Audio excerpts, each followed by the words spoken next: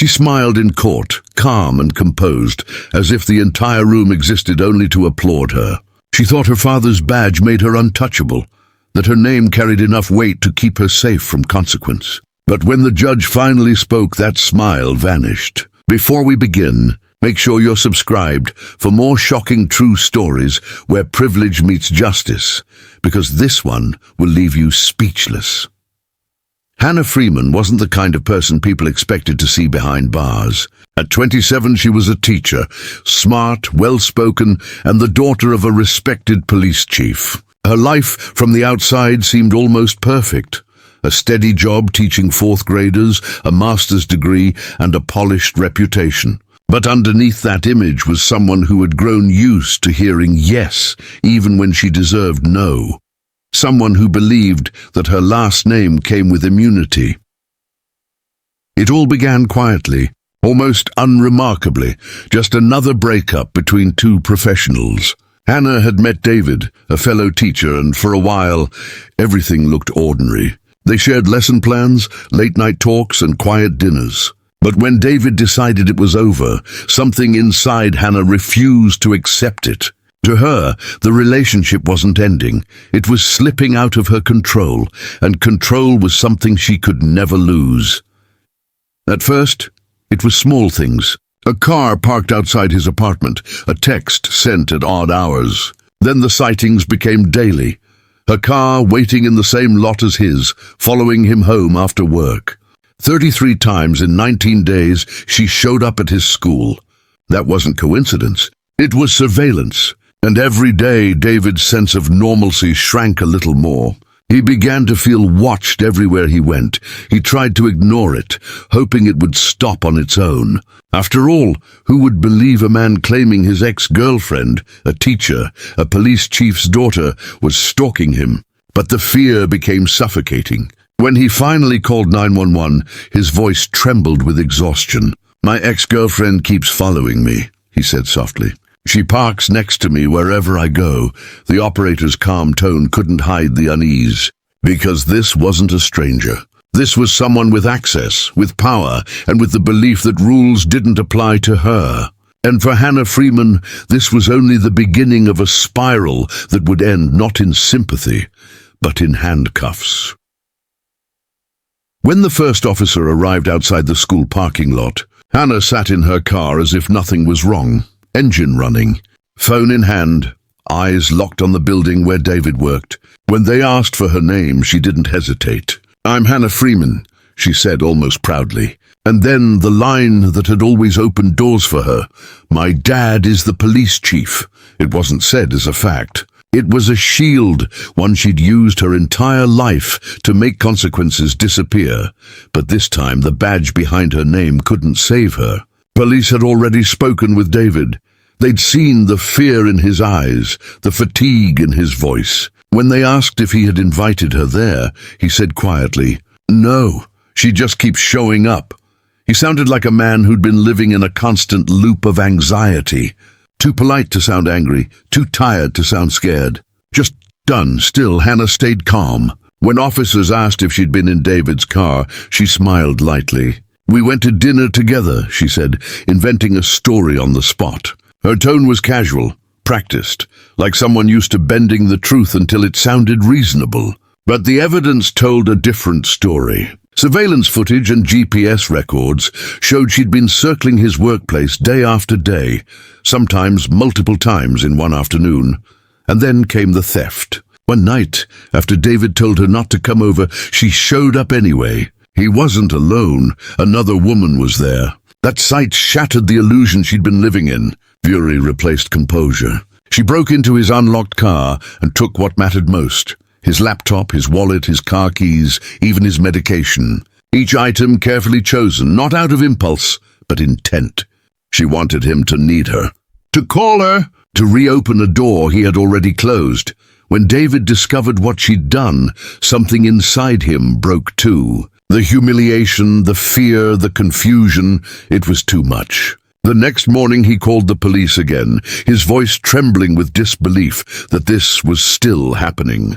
And that's when officers caught her, sitting in her car outside the school once again, waiting, watching. She didn't run, she didn't beg.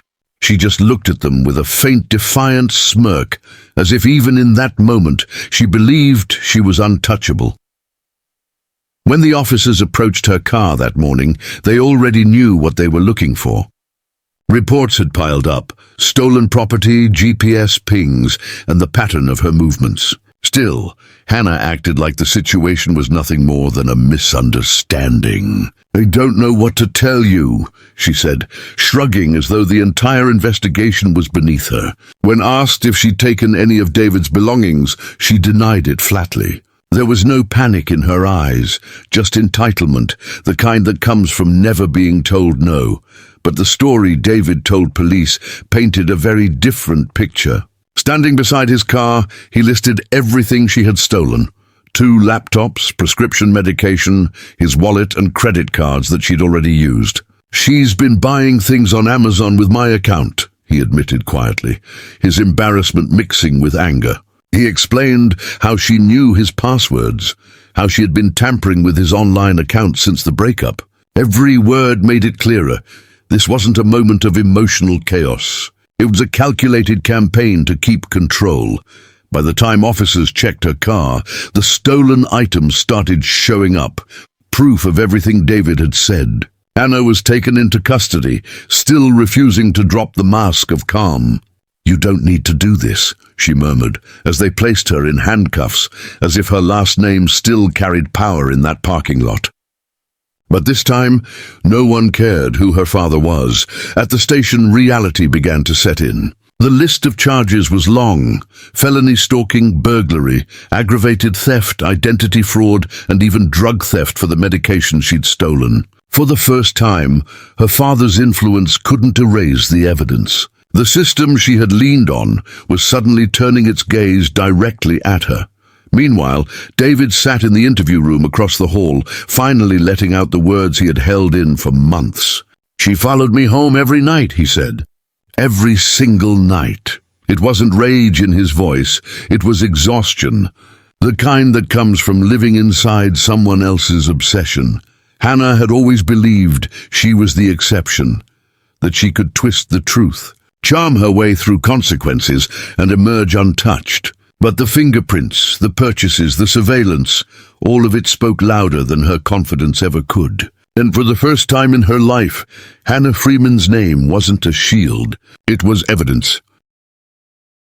As the evidence mounted, Hannah's confidence began to crack, but not in public. In the courtroom, she still carried herself like a woman who expected the system to bend for her.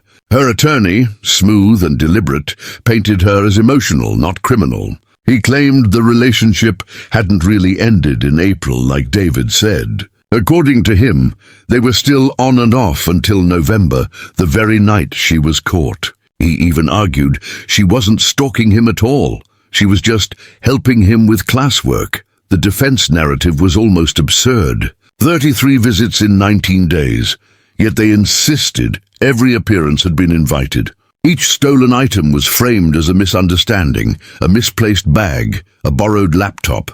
But the surveillance footage, text messages, and financial records told another story entirely. This wasn't love gone wrong. It was a deliberate effort to control, manipulate, and invade. Still, the strategy worked better than anyone expected.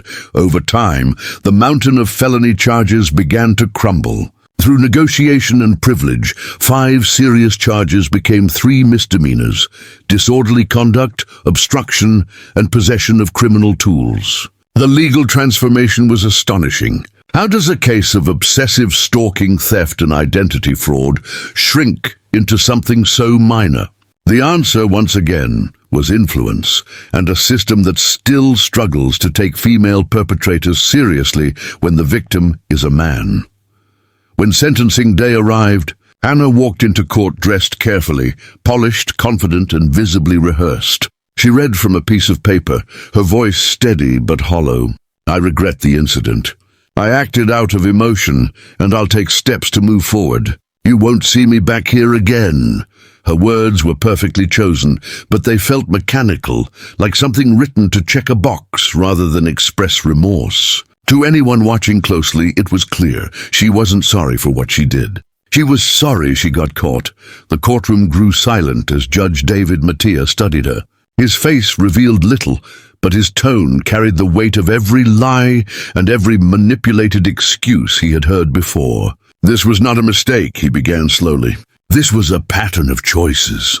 Hannah smiled politely, convinced it was just a formality before her release. But the judge wasn't finished. He had read every report, every message, every detail, and he was about to make it clear that not even a police chief's daughter could outrun accountability forever.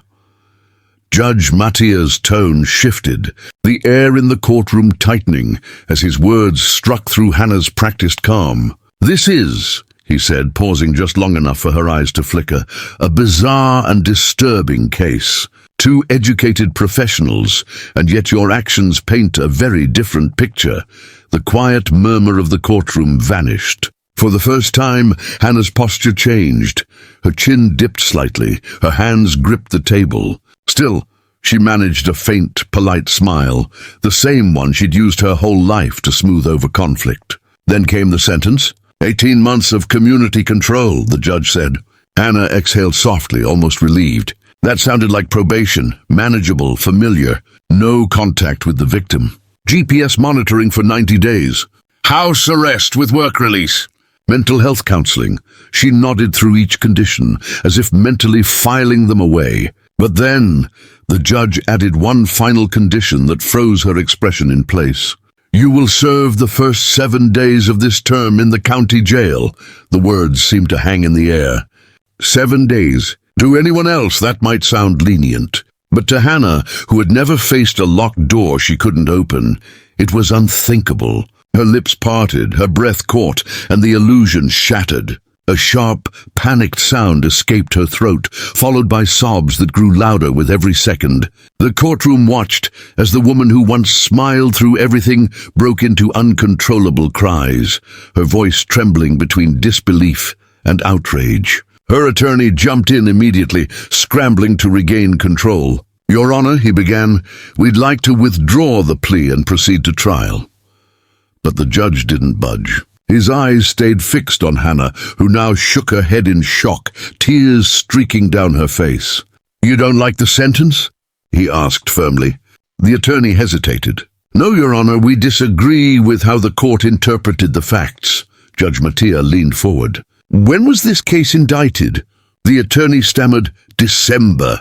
Half a year ago," the judge replied. "Did you make any effort to discuss sentencing before today?" Silence. Hannah's sobs filled the room. "No, then this isn't my problem. Your plea was voluntary. Her bad choices are not my responsibility." With that, the gavel came down. Hannah Freeman was officially remanded into custody. The tears turned into frantic wails as deputies led her away.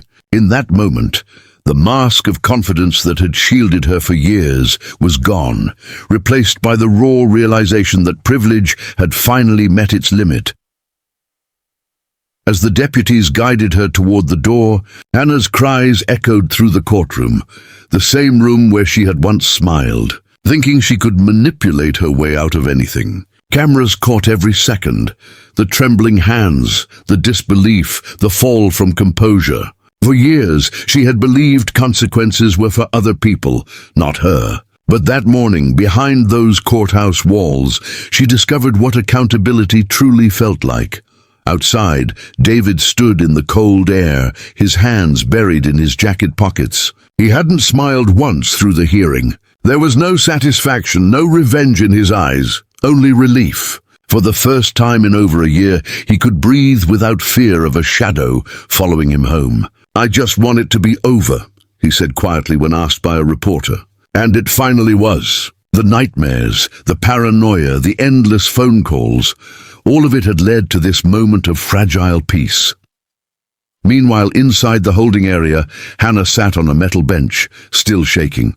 The walls were grey, the lights harsh. For someone used to luxury cars, manicured lawns, and designer handbags, the cell felt like another planet. She whispered to herself, "This can't be happening," over and over, as if repetition might undo reality. But there was no undoing it. No family name, no carefully crafted image. No smooth-talking lawyer could erase the choices she'd made. In the weeks that followed, the story of Hannah Freeman, the police chief's daughter turned convicted stalker, spread across news outlets and social media. Some people saw it as proof that justice had been served equally for once. Others called it a slap on the wrist, a reminder of how influence still softens punishment. But one thing everyone agreed on: her mask had finally slipped. The world saw her not as the perfect daughter or the misunderstood ex-girlfriend, but as a woman who crossed every boundary and finally had to face the truth. When Hannah was released a week later, reporters waited outside the facility. She kept her head down, avoiding the cameras, her confidence replaced with silence. For the first time, she had nothing to say. No excuses, no justifications, just the weight of what she'd done. In the end, her downfall wasn't about a single bad decision. It was about a lifetime of believing she could outsmart the system, that charm and family connections could erase consequences. But as she learned that day, justice doesn't care about last names, only actions. And for Hannah Freeman, that realization came too late. Subscribe for more real-life stories where truth finally catches up with those who thought they were untouchable.